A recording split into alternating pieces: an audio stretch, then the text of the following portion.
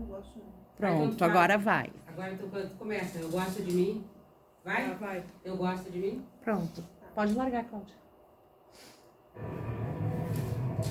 Eu gosto de mim, entendeu? Eu busco ter estima para as coisas que eu faço, porque eu coloco uma energia boa de acreditar nas coisas. Eu me respeito, porque eu acredito nas coisas, na mudança, na transformação. Na minha transformação primeiro. Senhora, não sei se está no 75. Né? Eu acredito, não, eu faço tudo para transformar, me transformar, né, por dentro, e essa troca com o outro. Eu tenho o que eu preciso, eu tenho um sonzinho, entendeu? Eu tenho meu CD que eu gosto muito, eu tenho minha rede, eu tenho essas mesinhas que eu faço, eu mesmo faço minhas mesinhas. Eu compro também, né? Não vou dizer que, claro, a gente... Mas eu não preciso de muita coisa. É o meu ponto de vista. Eu não me sinto na necessidade de ter muita coisa. Né? Eu sou educadora social, trabalho desde 91 para cá. E foi uma descoberta, né? De troca, de ser humano igual. Então eu encontro eles hoje mais capazes, né, de acreditar, né, no seu potencial. Lamento muitos terem ido embora de uma forma trágica, né, de uma forma poucas oportunidades, né? Porque eu não estava lá para dar oportunidade a todo mundo, eu estava lá para seguir junto com eles até hoje, mas eu não estava para suprir toda a necessidade da situação em que essas crianças vivem. Eu fico feliz de ouvir quando tem jovens, muitos jovens fazendo faculdade hoje, né, na área social para contribuir, para continuar isso que a gente, eu e muitos companheiros fizeram e faz até hoje, né? Porque, apesar de tudo, foi e é muito gratificante, cara. Não tem, sabe? Não tem explicação, não. Se eu sair dessa vida, eu não sei. Bom, eu saio da vida, acaba a vida, porque pra mim é a minha razão, entendeu? É o sonho deles que me realiza, sabe? E é isso que me faz seguir até hoje. Vou seguir, estou aqui, é uma etapa, como todo profissional, trabalhador, né? Passa, eu também passo, mas já está falando a palavra passa, eu vou passar e vou seguir, né? Quero adotar minha criança, vou adotar, sabe? Menino, menina, negro, branco, vai vir, sabe? Uma outra pessoa na minha vida e é pra gente seguir junto, eu vou conseguir. As crianças que eu encontro, que eu trabalhei, que estavam lá na rua batalhando, se realizaram, estão realizados, muitos. Então, por isso, essa razão eu sigo. E eu estou tranquila, gosto de fazer minha cerâmica, continuo fazendo meu trabalho de cerâmica, faço minhas colagens, sabe? Cozinho, gosto de cozinhar no meu fogãozinho de barro, minha panelinha, vendo minha feijoada. Faço coisas que continuo trabalhando. Só não tenho uma referência agora de se eu trabalho nessa ONG, eu trabalho nessa empresa, eu trabalho na minha casa. Mas eu trabalho.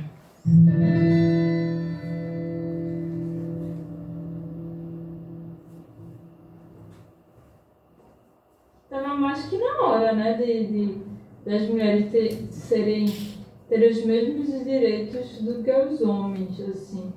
E não é à toa que a gente tem uma presidente mulher. Eu queria ainda ter mais, usufruir mais dessa liberdade feminina, mas porque eu ainda sou bem retraída. Acho que eu preciso me libertar mais para as novas experiências. A princípio eu não sabia o que eu queria fazer. Não sabia para onde me direcionar. E aí eu comecei a fazer teatro porque eu queria tirar a minha timidez. Foi bem de surpresa, porque eu estava passando na rua e vi um curso de teatro. E eu fiz, por que não? Para tirar a minha timidez, até melhorar como pessoa mesmo. Mas aí, quando eu entrei, eu descobri que era aquilo que eu queria fazer. Eu descobri que ali era onde era o que eu procurava, assim, até então. Porque o teatro, para mim, hoje, na minha vida, é tudo. Eu quero levar uma mensagem para o público. Eu quero que as pessoas saiam de lá pensando e refletindo no que assistiram. Para mim, hoje, ainda é muito difícil dizer eu sou atriz, porque ainda tem tanta coisa para eu descobrir. A arte de atuar é a arte da observação. A gente observa muito o cotidiano, as pessoas, para representar aquilo. Mãe, e meu noivo não vem? É hoje a primeira noite. Oh, graças. Minha mãe tem muita preocupação comigo. Porque ela fala, minha filha, e o seu futuro? Teatro não vai dar dinheiro. Você tem que fazer teatro, mas você tem que buscar outra coisa. Às vezes eu abdico de certas coisas estáveis para ter aquela peça que eu sei que eu quero muito, aquele personagem que eu sei que vai ser bom para mim. Eu quero estudar mais lá fora. Eu quero ter outras experiências, conhecer novas pessoas, novas culturas. Eu quero trazer isso para cá. Quero seguir o meu lado profissional, focar nisso, para que depois eu possa, quando eu tiver minha estabilidade financeira, eu possa ter a minha família, ter a minha casa, ter um lugar meu, assim, sabe?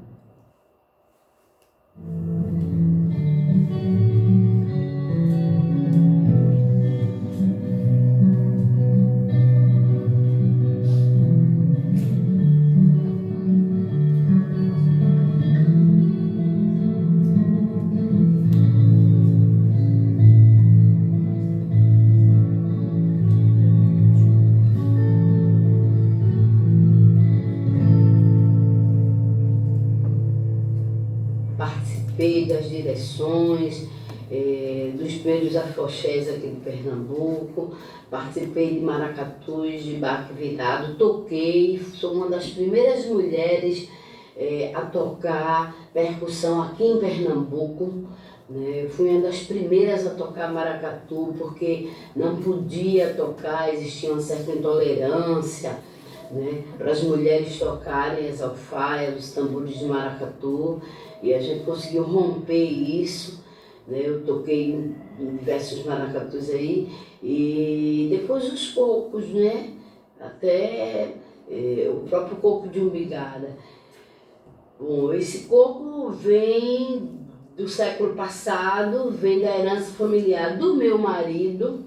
Hoje já tem 15 anos que a gente está voltando a fazer, todo o primeiro sábado de cada mês, a gente faz a sambada de coco, a autoestima de uma comunidade com a brincadeira do coco. Hoje a gente junta 2.000 pessoas aqui na comunidade, todo primeiro sábado de cada mês, gera trabalho e renda para diversas pessoas e criou essa autoestima com a brincadeira do coco. Porque, de fato, há 15 anos atrás sempre existiu o coco, mas era São João, São Pedro e Santana. Não se tinha coco no cotidiano das pessoas. E aí a gente rompe o paradigma, volta a fazer a sambada, mas volta a fazer a sambada na perspectiva de que isso nos pertence. E a gente pode tocar esse coco semanalmente. A partir daí a gente começou a se apropriar dessa tecnologia que a gente não era apropriado. A cultura popular era muito distante dessa tecnologia, né? E aí essa tecnologia ela vem em software livre, então já veio com outra consciência. No início a gente não entendia que software livre, software proprietário era uma coisa muito distante. Mas depois a gente foi entendendo, fazendo as oficinas. Hoje a gente já está ministrando a oficina de software livre. Todo primeiro sábado de cada mês, Sambada de Coco do Guadalupe, Olinda, Pernambuco. A gente nem sabia o que era rádio. Sabia o que era o rádio, ligando o rádio para escutar música. Mas não sabia o poder que a rádio tem, a dimensão. E aí foi quando a gente começou a entender por que as nossas rádios é desse jeito. Por que a rádio de Pernambuco não toca a música de Pernambuco? E a gente tem um coco ancestral, a gente tem um coco com mais de 100 anos e o nosso coco não toca. A gente ensina na escola a importância de ouvir e de tocar e sambar o coco. A gente ensina na comunidade, a gente ensina na família. E, no entanto, quando a gente liga o rádio, não toca coco nenhum. Então, não, a gente realmente precisa ter nossa rádio. A nossa rádio é a Rádio Amnésia. A gente tem um sloganzinho que diz: Rádio Amnésia, a rádio que esqueceu do seu dinheiro. É uma brincadeira, mas é verdade. Não tem jabá, porque a rádio é livre. E é preciso que a gente use de forma inteligente. Preciso que os jovens, né, dê o pulo do gato, rode a chave nessa história da tecnologia. Não fique na mermice, mas entenda a dimensão. E a dimensão é você hackear mesmo, é você fazer o software, é você entender que essa linguagem pode estar a nosso favor. E é isso que a gente está fazendo. Guadalupe tem um terreiro, é o terreiro da Umbigada, e mãe bebe de Oxum, vem trazer essa samba, do falar que coco é o coco de Umbigada, de Gala. A essência desse terreiro é receber a diversidade, receber as pessoas, receber as crianças. O ato de acolher essa coisa tão difícil na nossa sociedade. E você perceber o diferente e entendê-lo, compreendê-lo, respeitá-lo.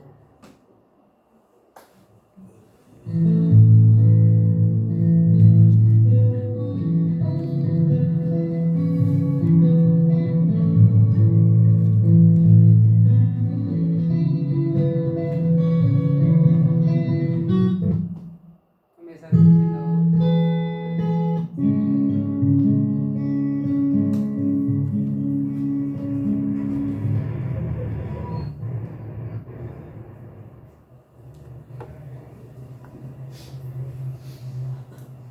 Eu me sinto feliz de ser mulher, de ser idosa, que é uma juventude acumulada, não é idosa, é juventude acumulada, como a gente acostuma dizer. A minha vida de ser mulher foi uma experiência boa, porque eu tive meus filhos, né?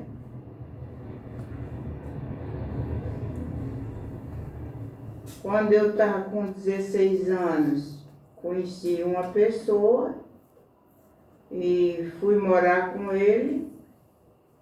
Essa pessoa era uma pessoa que não me merecia, porque ele me enganou. Ele pegou uma criança com 16 anos, né? E depois ele dava mais assistência à família dele. Quando ele vinha dar assistência para mim, já lá ninguém queria mais. E então, por isso que eu me sentia diminuída. Mas mesmo assim, nunca deixei de viver a minha vida. Eu cantava, eu deitava lá no terreno que a gente morava, que era no sítio, e eu forrava uma esteira, me deitava com aquele camboio de filho pequeno e começava a cantar. Cantava que só uma sereia à noite, lá, noite de lua, e eu cantando.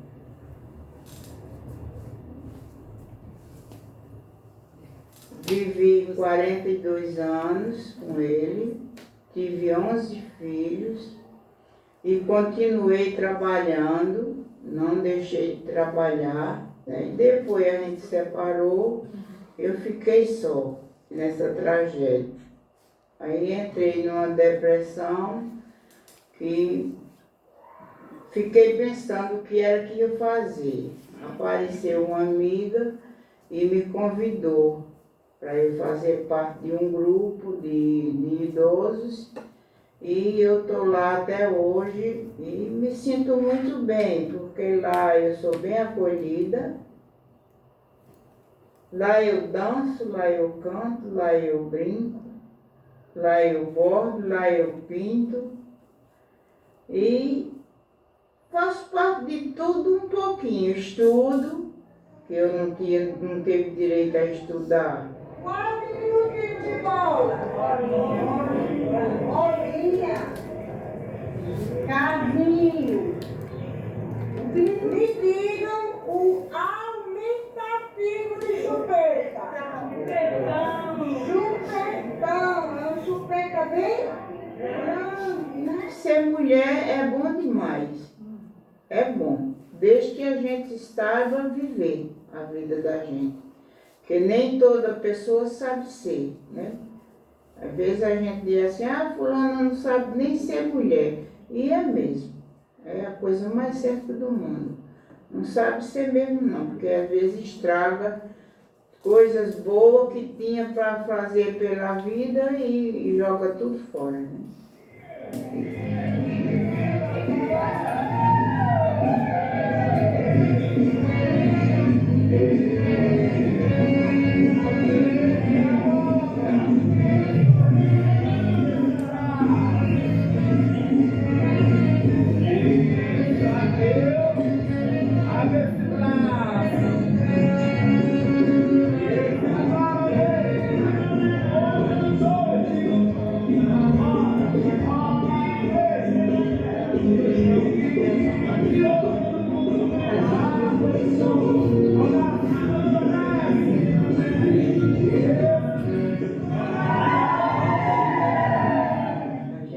Leva a vida assim, né? Vamos tocar a bola para frente, que velha é as estradas. Eu mesmo não sou velha. Eu sou velha só o corpo, mas o espírito não. O espírito é de jovem, é de criança.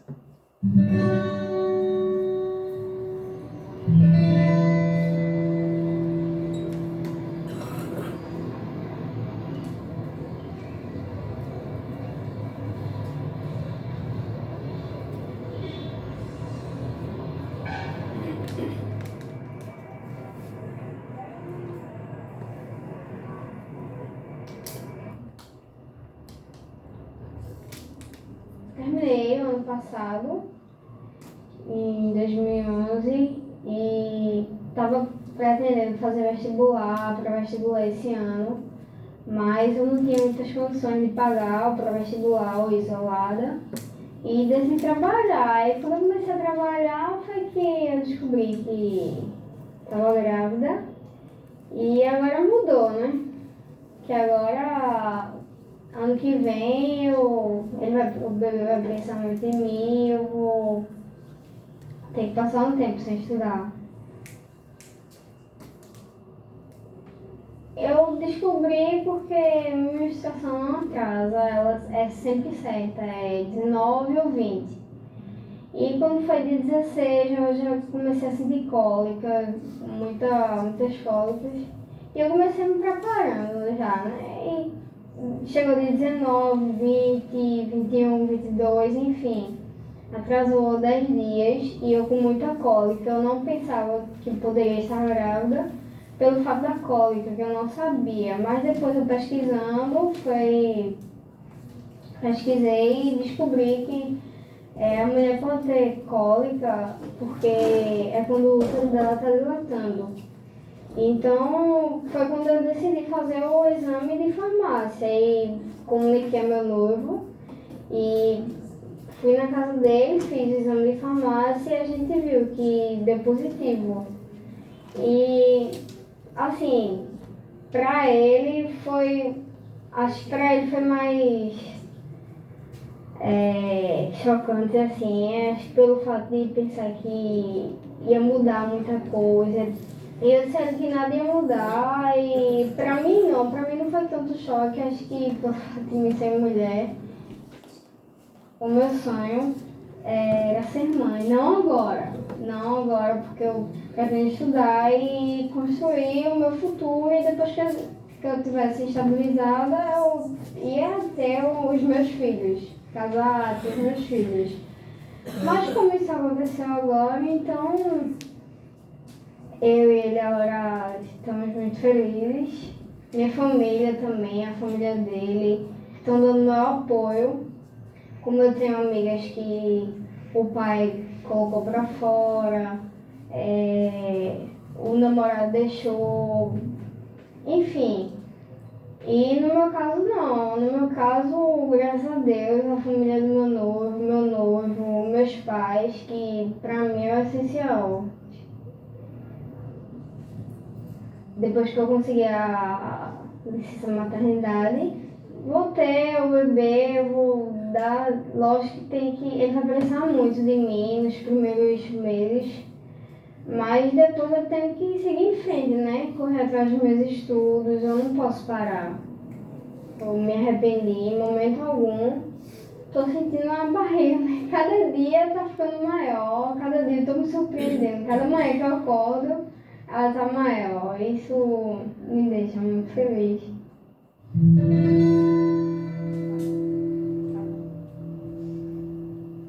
Sou uma pessoa muito verdadeira, até porque se eu fosse viver na mentira, eu não seria essa pessoa que sou hoje.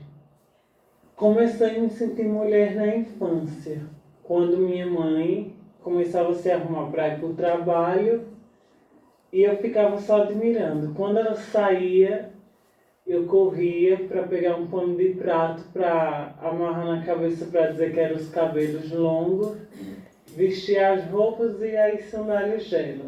Já na adolescência começou a haver alguns conflitos porque meus amigos admiravam muito as meninas e eu ficava admirando eles. E cada vez mais essa mulher que existia dentro de mim foi crescendo. Tanto é que houve o ponto que eu não pude mais esconder. Aí foi quando eu me revelei para minha mãe.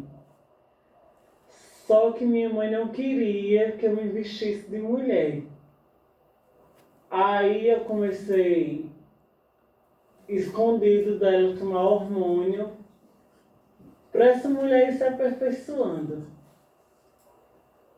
Aí depois, quando ela já estava pronta para se revelar, e foi quando Beatriz realmente surgiu. Agora ficou mais fácil fazer a cirurgia de mudança de sexo porque está sendo feita pelo SUS. Apesar que a lista ainda é muito grande, né? Mas quem quer realmente ser uma mulher nunca vai desistir. A lista poderia ser mais imensa ainda do que é hoje. Nós vamos lá no Hospital das Clínicas, no Recife. Temos uma conversa com a psicóloga, ela vai colocar seu nome na lista de espera e você vai ficar tendo consulta com ela. Quando ela vê que realmente você é uma mulher por dentro e nunca vai se arrepender de se tornar uma mulher completamente, aí você consegue fazer a cirurgia.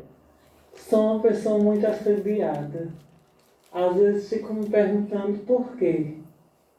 Às vezes passa na minha cabeça, será que é porque eu sou muito bonita ou será que é porque eles querem ver a mulher do futuro, querem testar o novo. Se é só curiosidade. Só que eu não dou muito bola para isso, porque mulher que é mulher não só vai querer ser usada, né? Vai querer ter um namoro certo, depois vai querer casar e construir uma família. Isso é o que eu pretendo para mim.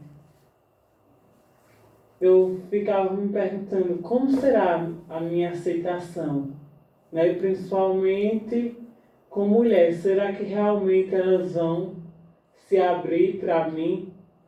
Só que quando eu comecei eu vi que elas não tinham problema algum, porque elas se identificavam comigo e via que eu sou realmente uma mulher.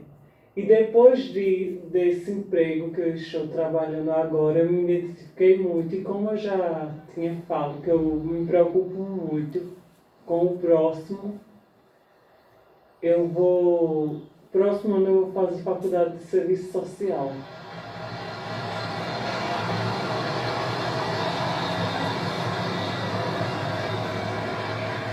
Se existe reencarnação, eu quero nascer a mesma Beatriz, quero passar por tudo de novo, até chegar à mulher novamente.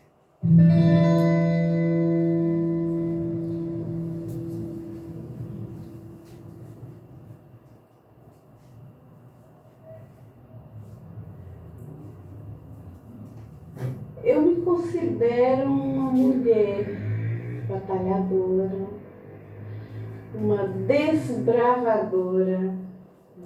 E que a cada dia eu tenho que acordar inovando forças para continuar nessa rotina da inclusão da pessoa com deficiência na sociedade.